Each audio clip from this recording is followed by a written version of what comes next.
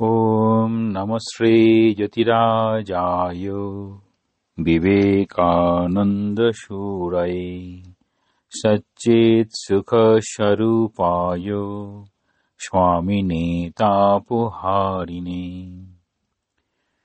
কর্মযোগ কর্মরহস্য পৃষ্ঠা 33 এখান থেকে আজকে হবে। স্বামীজি বলছেন কর্মযোগে অনাসক্ত হও। তাহলে একটা হচ্ছে আসক্ত আর একটা হচ্ছে অনাসক্ত। আসক্ত স্বাভাবিকভাবে যেগুলো আমরা আঁকড়ে ধরি, যেটা ছাড়া আমি চলতে পারি না, সেটা হচ্ছে আসক্ত হয়ে যাওয়া। সাধারণত আসক্তি বলতে এরকম ধরনের আসক্তি কোনো রকম ওই বাজে বাজে খাবার খাওয়ার যেমন নেশা থাকে সেরকম আর কি, নেশাকে আসক্ত বলা হয় এরকম।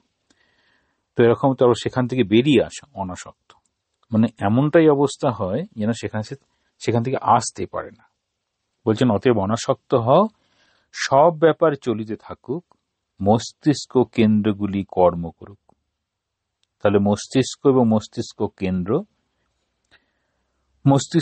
মানে যেটা আমাদের সাধারণভাবে দেখতে পাই যে মাথায় অনেকগুলো কেন্দ্র থাকে, সেন্টার, ব্রেন সেন্টার বলা হয়। কোনোটা হাতের জন্য, কোনোটা পায়ের জন্য, কোনোটা চোখের জন্য, কোনোটা কানের জন্য, এইরকম কোনোটা জিভের জন্য। মাঝে মাঝে যে ব্রেন স্ট্রোক বলা হয়, তারপর সেটি যখন কাজ করে না তখন ওই অঙ্গটিও আর কাজ করতে পারে না। তো যে মস্তিষ্ক কেন্দ্রে যতগুলো কেন্দ্র সেন্টার্স আছে সবগুলো কাজ করবে, কিন্তু অনাসক্ত হয়ে কাজ করবে। নিরন্তর কর্ম করো, কিন্তু একটি তরঙ্গ যেন মনকে পরাভূত না করিতে পারে। তাহলে কর্ম করব, অথচ একটি তরঙ্গ যেন মনকে পরাভূত না করিতে পারে। তাহলে আমরা কর্ম করি, কোন একটি উদ্দেশ্যকে সামনে রেখে কর্ম করি। এখানে উদ্দেশ্য যখন সামনে রেখে করা হবে না, কর্মটা আসবে এবং কর্মটি করা হবে। সাধারণভাবে কর্মের কতগুলো ধারা আছে, সেই ধারায় বলা হয় নিত্য কর্ম, নিত্য নৈমিত্তিক কর্ম, আর কখনো বলা হয় কাম্য কর্ম, নিষিদ্ধ কর্ম। এই রকম কাম্য মানে যেটাকে কামনা বাসনা পূরণ করার জন্য যে কর্ম।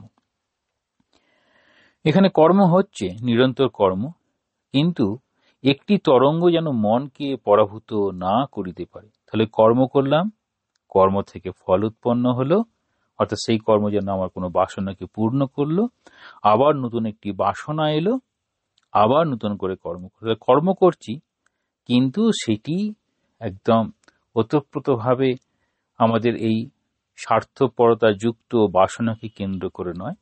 স্বার্থপরতা যুক্ত বাসনাকে কেন্দ্র করলে তখন সেটি আমাদের মনকে পরাভূত করে। অর্থাৎ কর্মের থেকেও আমরা কর্মের উদ্দেশ্যটাকে প্রধান করি। কর্মের উদ্দেশ্য, এখানে স্বামীজি বলছেন কর্মের উদ্দেশ্য জ্ঞান লাভ করা।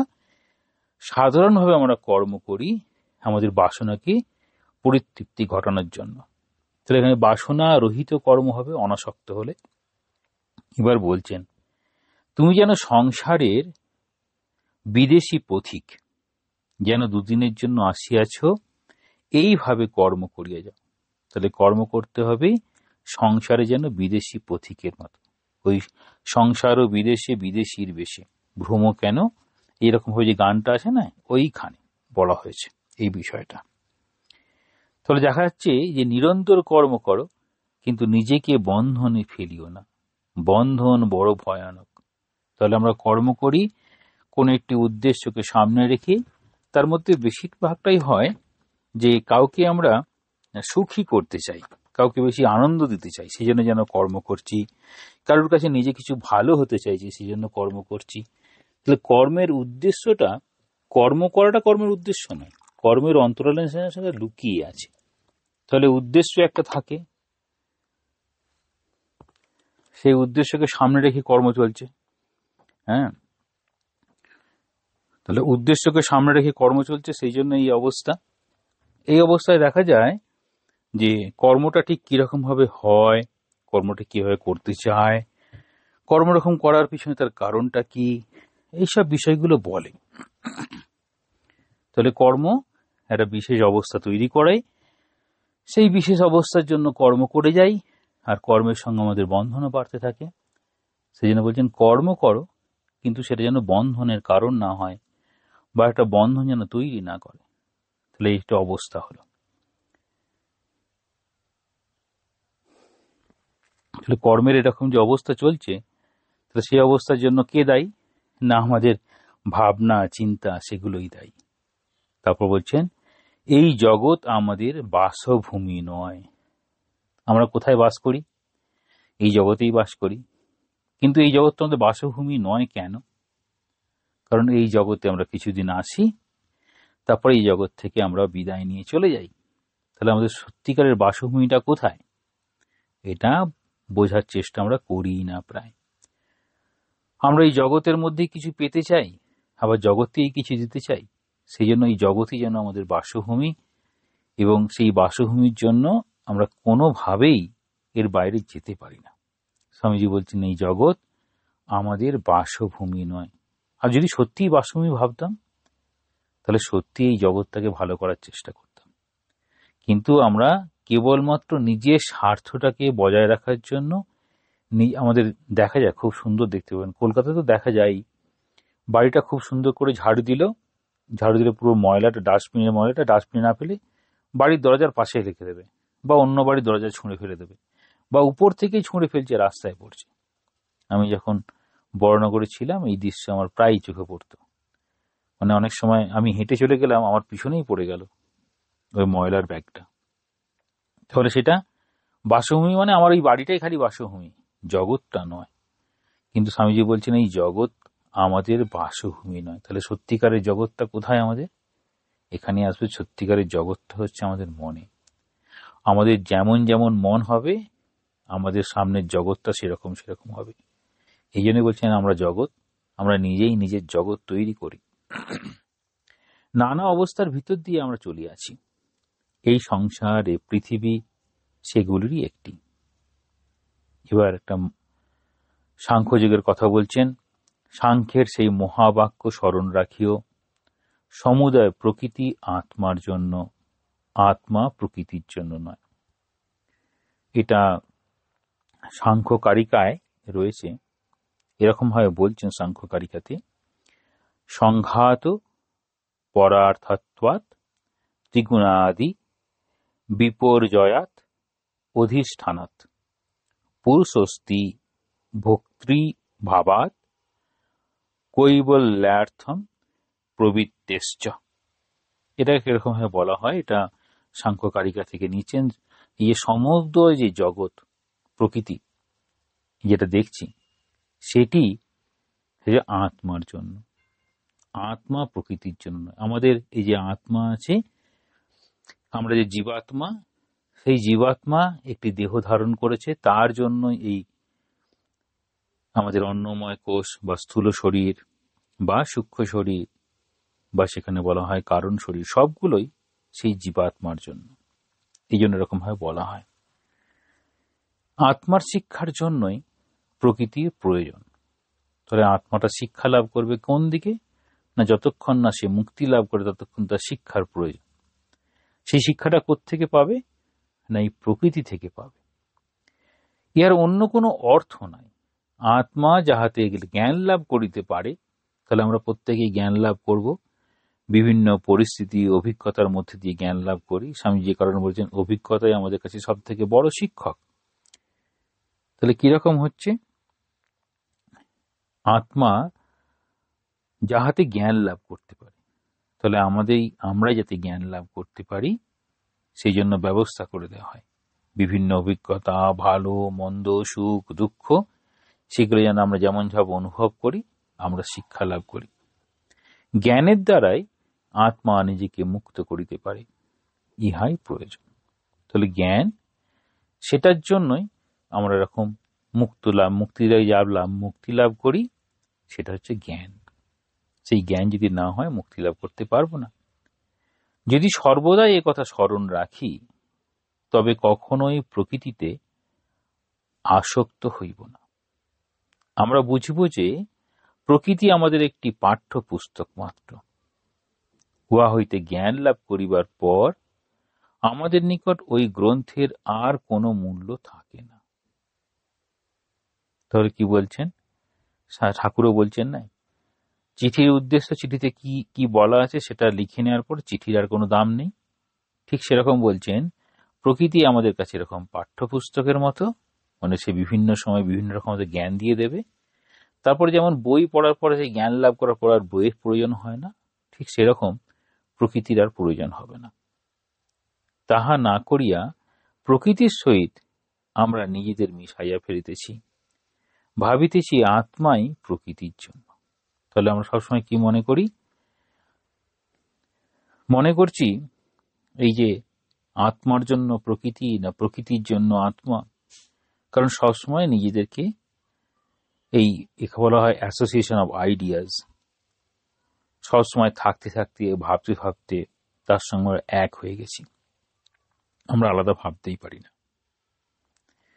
এবার একটা প্রচলিত কথা এখানে বলা হচ্ছে, চলিত কথায় আছে, আমরাও মনে করি মানুষ খাবার জন্যই বাঁচে, বাঁচার জন্য যে খায় তা নয়। আমরা কি করি সাধারণভাবে? শরীরটাকে বাঁচিয়ে রাখার জন্য আমরা খাই, কিন্তু কখনো কখনো এত সুন্দর সুন্দর খাবার আছে, ওই দেখা যাবে পরে, এখন তো খেয়ে নি, পরে ওই এনজাইমেন্টটা সিট খাচ্ছি আর কি, এইরকম অবস্থা। তাহলে মানুষ খাবার জন্যই বাঁচে তা নয়, বাঁচার জন্য খায়, কিন্তু ক্রমাগত বিভিন্নভাবে এরকম বিভিন্ন খাদ্যের স্বাদ গ্রহণের জন্য এতটাই লালায়িত হয়ে পড়ি যে আমরা ওটা না করে পারি না। তাহলে এরকম অবস্থা হয়। আমরা ক্রমাগত এই ভুল করিতেছি, প্রকৃতিকেই আমি ভাবিয়া উহাতে আসক্ত হইতেছি। এই আসক্তি হইতেই আত্মার উপর গভীর সংস্কার পড়ে। তাহলে আসক্তি অর্থাৎ ওটা ছাড়া যেন আমি থাকতেই পারি না। তাহলে এই প্রকৃতিকে মনে করছি আমি, অর্থাৎ আমরা কিরকম ভাবে আমি মনে করি? এই শরীরটা আমি, এই শরীরের মধ্যে প্রাণ শক্তি সেটি আমি, আমি এরকম ভাবি, আমি এরকম চলি, সব কিছুকে একসঙ্গে করে ফেলি।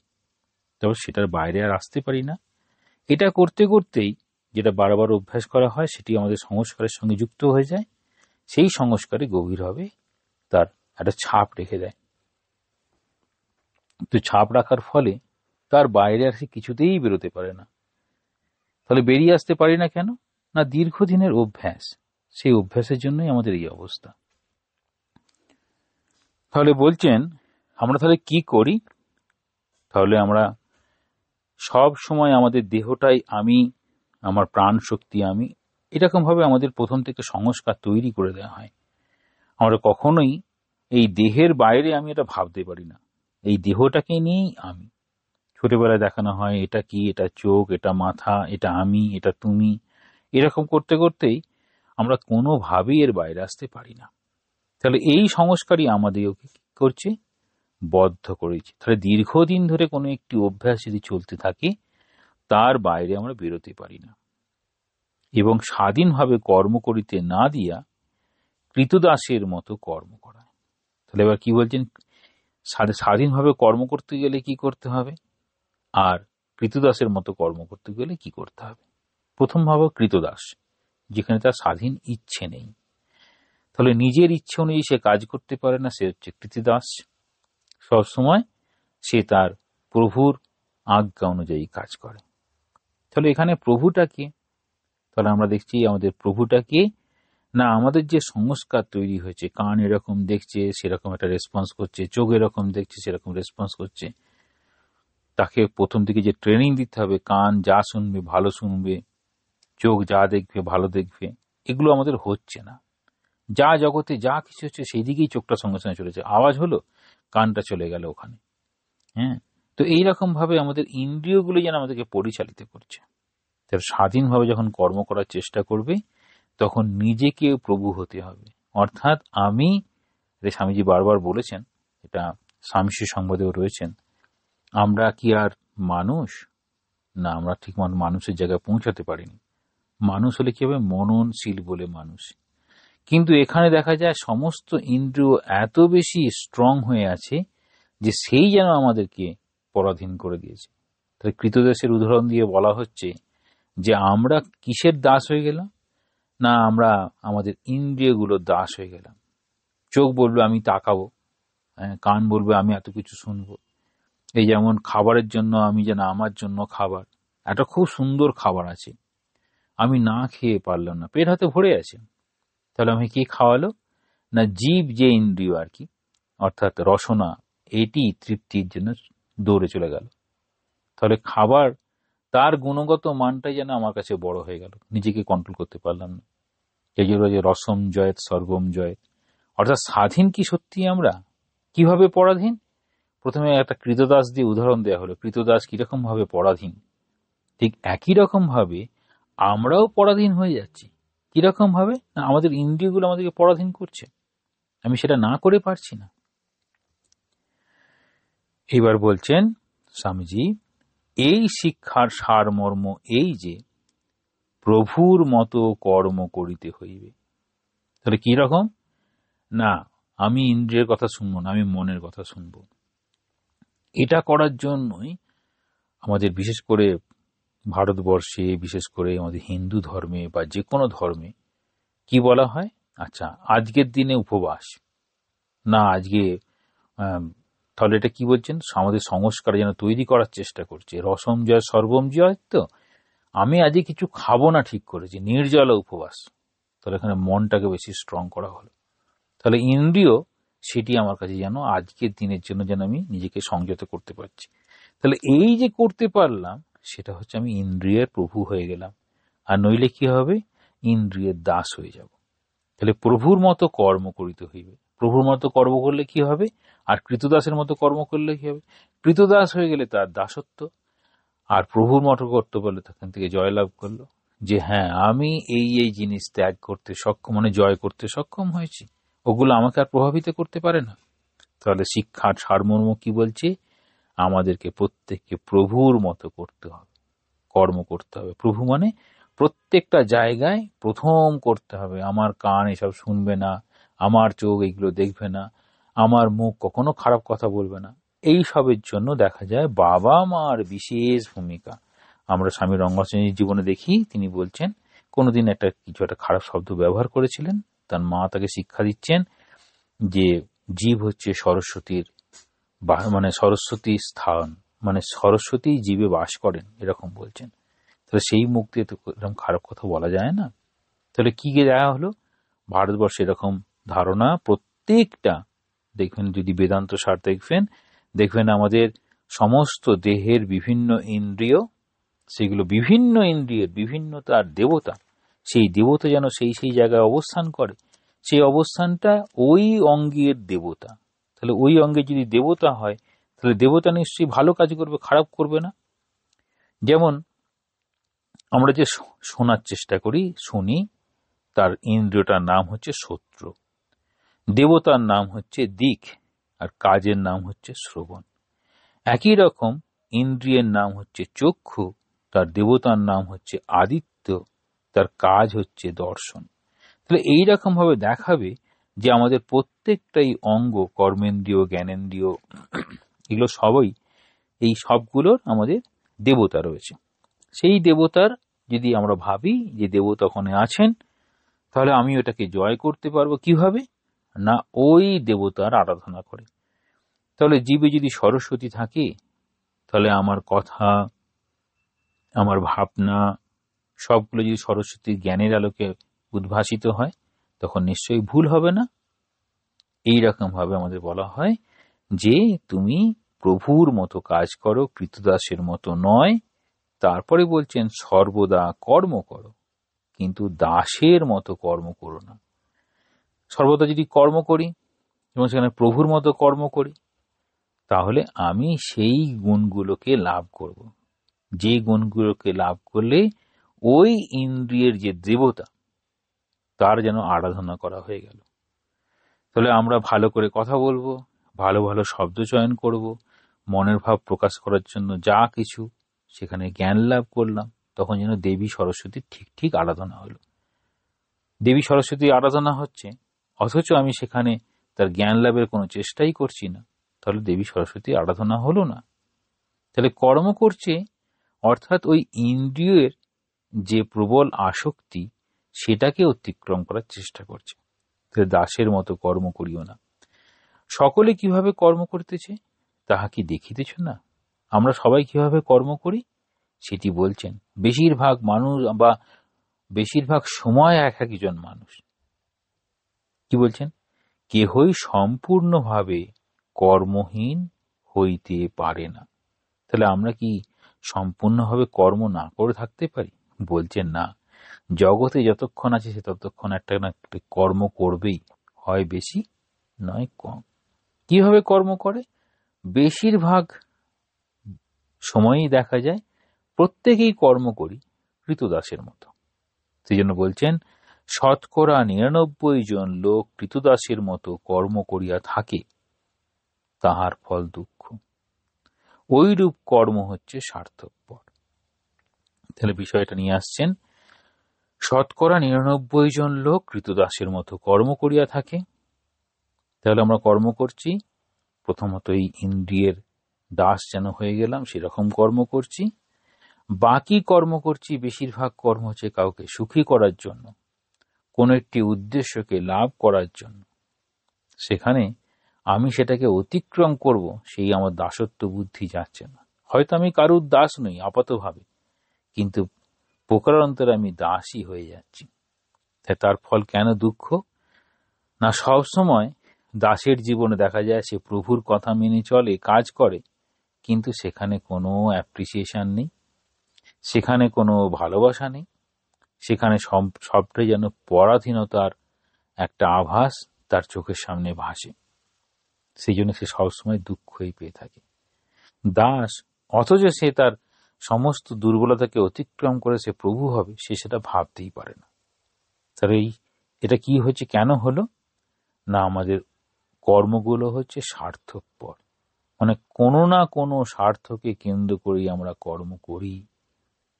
আমরা সেই স্বার্থ, তাহলে এই স্বার্থটা কি করে কর্মটা এই কৃতদাসের মতো কর্ম না হয়ে সেটি প্রভুর মতো হতে পারে? এই প্রভুর মতো হওয়ার জায়গায় তখন প্রথমে বলবে তোমার কর্তব্য, তোমার ভালোবাসা, তোমার প্রেম, তারপরে বলবে কাম গন্ধহীন প্রেম।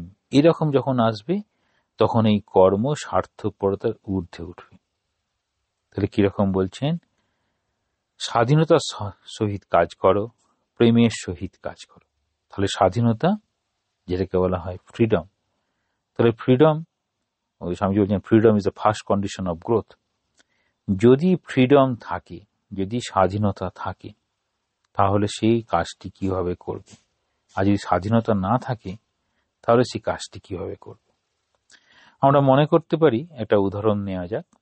বাগানের মালিক, সে এখন কৃতদাস, বাগানের মালিকের সে এখন কৃতদাসের মতো কাজ করছে বা স্টাফ কাজ করছে, তার বিন্দুমাত্র কাজটাতে একটু ভালোবাসা নেই।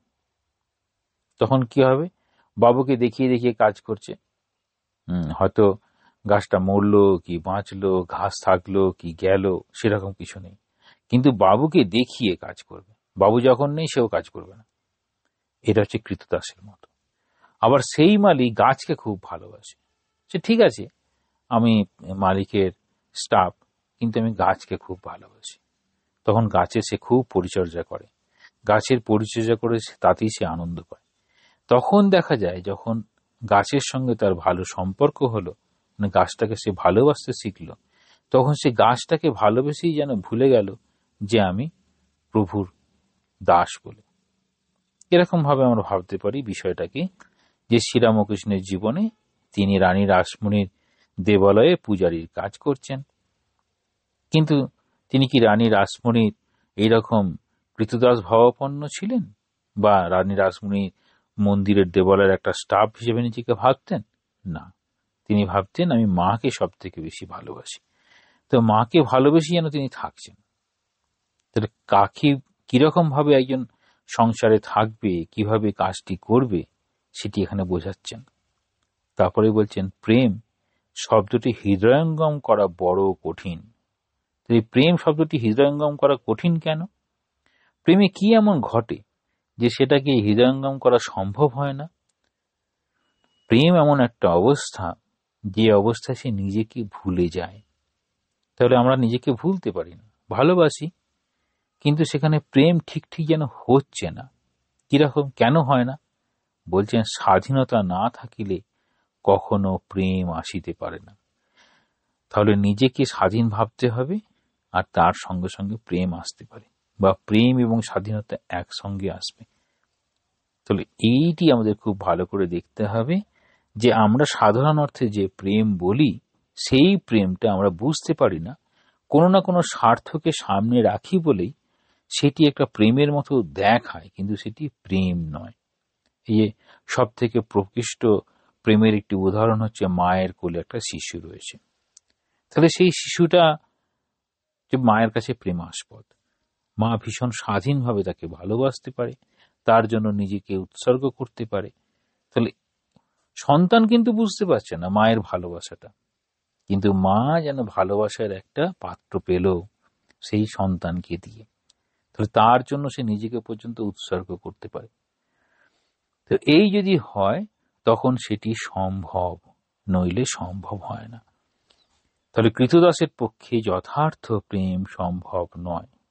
তাহলে যথার্থ প্রেম যেমন কৃতদাসের পক্ষে সম্ভব নয়, একই রকম ভাবে আমরা প্রত্যেকেই আমাদের ইন্দ্রিয়ের দ্বারা পরাধীন, তাই জন্য আমরা এই সত্যিকারের প্রেম বুঝে উঠতে পারি না। তাহলে সত্যিকারের প্রেম বুঝে উঠেছেন কারা? তখন দেখা যাবে এই ভক্তিপথের সাধক যারা এই জগতে এসেছেন, তাদের যদি জীবন দেখি, দেখা যায় সম্পূর্ণ কৃতদাসের এই মনোভাবের একদম ঊর্ধ্বে উঠে গেছেন।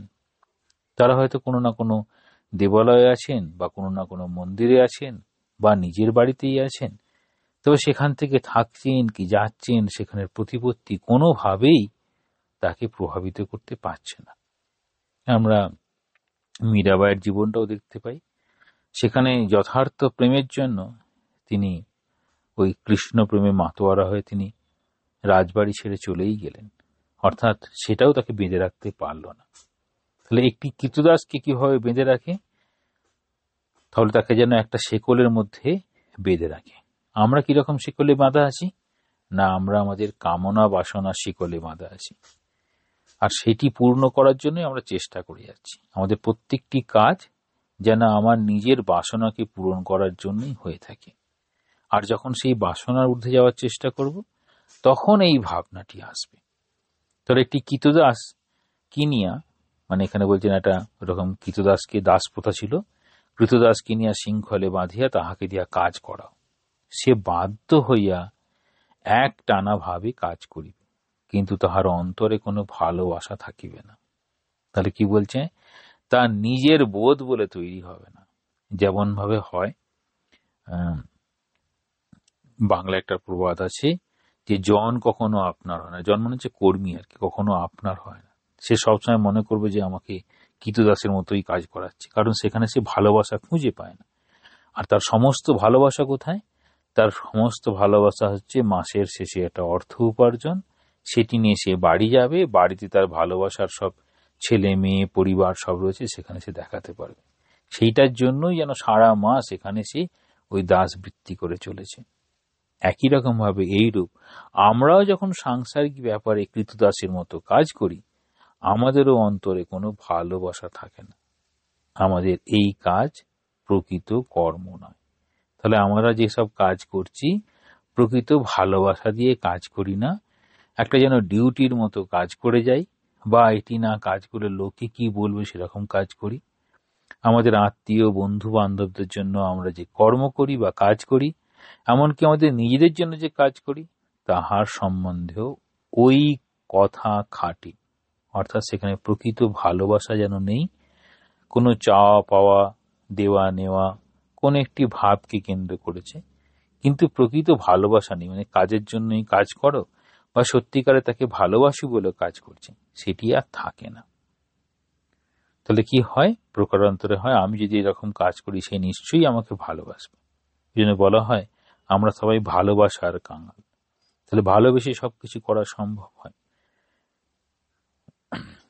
মায়ের জীবনে দেখা যায় মা বলছেন এই কাউকে এইরকম ভাবে কাজ করিয়ে যায়, কাজ করানো সম্ভব নয়। একটি সাধু ঘটনা বলেছেন, সম্ভবত বাঁকুড়ার কোনো একটি আশ্রমে তখন একজন সাধু আছেন, তো সেখানে একজন ব্রহ্মচারী আছেন, মায়ের কাছ থেকে কথা আদায় করিয়ে নিচ্ছেন।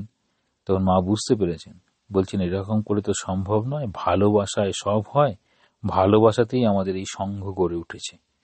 অর্থাৎ ঠাকুরকে ভালোবেসে সকলে আছেন, সেটি সম্ভব। এটা নিবেদিতা স্মৃতিকথায় খুব সুন্দর নিবেদিতা লিখছেন।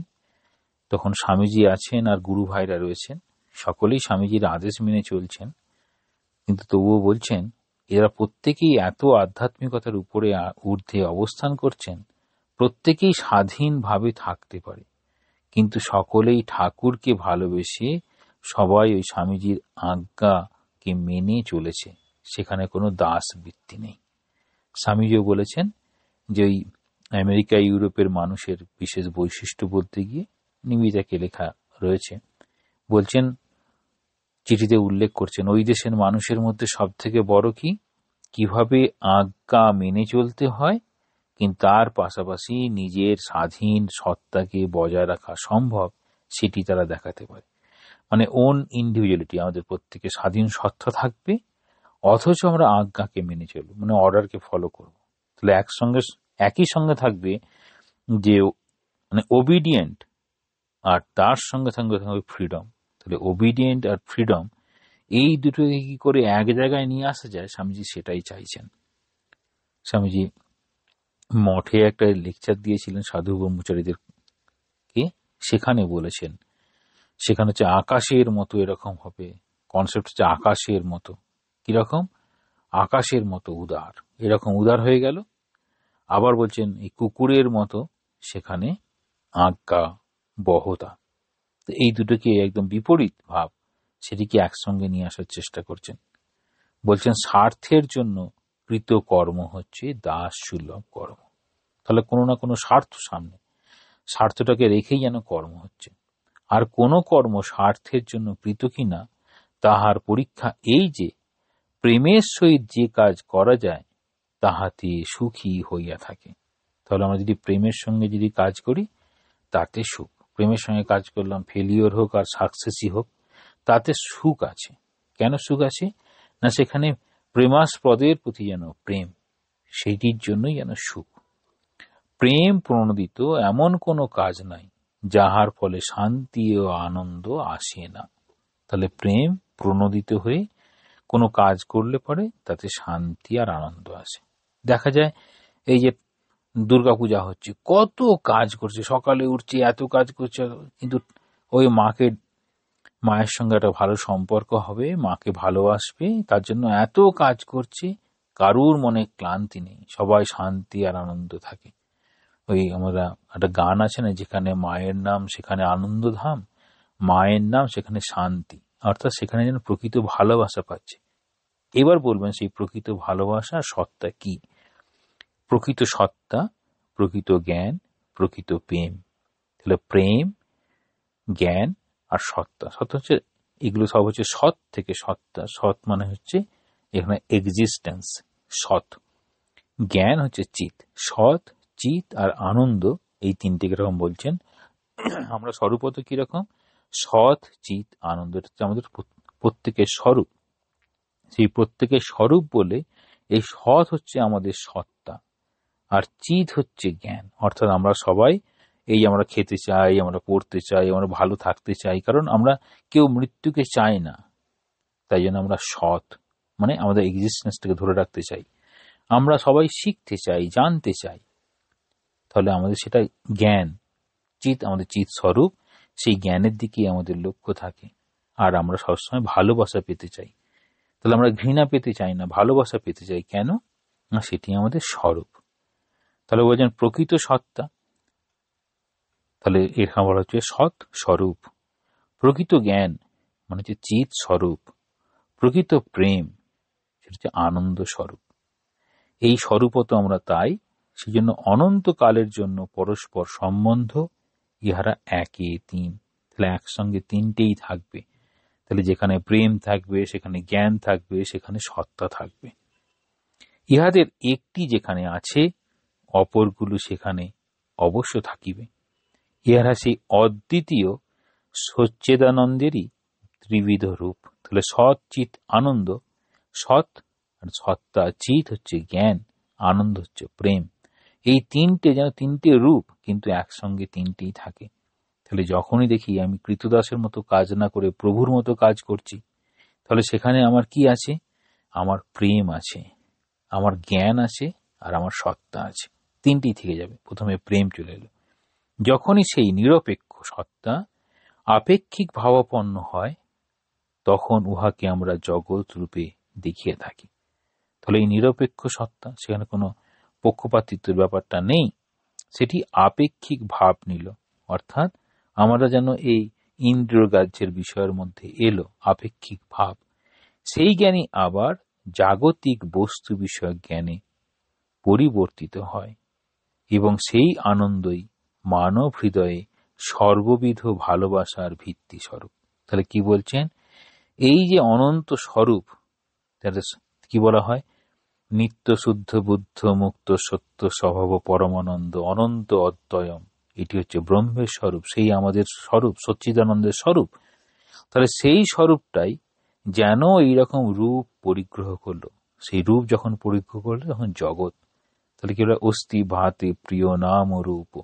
অস্তি, এখানে অস্তিত্ব, অস্তি মানে সৎ, ভাতি মানে হচ্ছে জ্ঞান, তাহলে সৎ চিত আনন্দ, অস্তি ভাতি প্রিয় নাম আর রূপের এই জগৎ, তিনিই যেন এই জগতে এরকম রূপ নিয়ে এসেছেন। তাহলে সেই জ্ঞান এই জাগতিক বস্তুর মধ্যে দিয়ে যেন প্রকাশিত হচ্ছে। তাহলে সেই আনন্দই আমাদের হৃদয়ে সর্ববিধ ভালোবাসার ভিত্তি স্বরূপ। তাহলে আমাদের যে ভালোবাসার যে স্বরূপ আছে, সেটি কোথা তার অবস্থান? তার অবস্থান হচ্ছে সচ্চিদানন্দ। অতএব প্রকৃত প্রেম কখনো প্রেমিক অথবা প্রেমাস্পদ কাহারও দুঃখের কারণ হইতে পারে না। তাহলে যদি সত্যিকারের প্রেম হয়, তাহলে সেখানে দুঃখ আসতে পারে না। এটা কিরকম দেখি? ছোট ছেলে মায়ের কোলে রয়েছে, কখনো একটু গায়ে নোংরা করে দিল, কখনো হাত পা ছুঁড়ে দিল, তাতে হয়তো মা ব্যথাও পেল, কিন্তু মা এগুলোকে দুঃখের কারণ হিসাবে ধরতে পারেন না। কেন? একান্তভাবে ওই সন্তানটিকে মা ভালোবাসেন। একই রকম ভাবে এই প্রভুকে ভালোবেসে যদি তার ভক্ত বা তার অনুরাগী যারা আছেন যদি কষ্ট পান, যে সেটি সঙ্গে সঙ্গে তারা কি মনে করেন যে প্রভু হয়তো পরীক্ষা নিচ্ছেন, এইভাবে এটি ভাবেন, বা প্রভুর এইরকম ঘটনার পিছনে নিশ্চয়ই আমাকে প্রকৃত কোনো জ্ঞান দেওয়ার জন্য এই রকম ঘটনা ঘটল। সেখানে কারুর মধ্যেই তিনি দোষ না দেখে ওইটি দেখার চেষ্টা করেন। অর্থাৎ আমাদের কোথায়? জ্ঞানে পরিসমাপ্যতে, সব কিছু শেষে হচ্ছে জ্ঞান। কর্মযুগের মূল উদ্দেশ্যই সেই জ্ঞান লাভ। সেই জ্ঞান লাভের পথে তখন আগাতে পারে।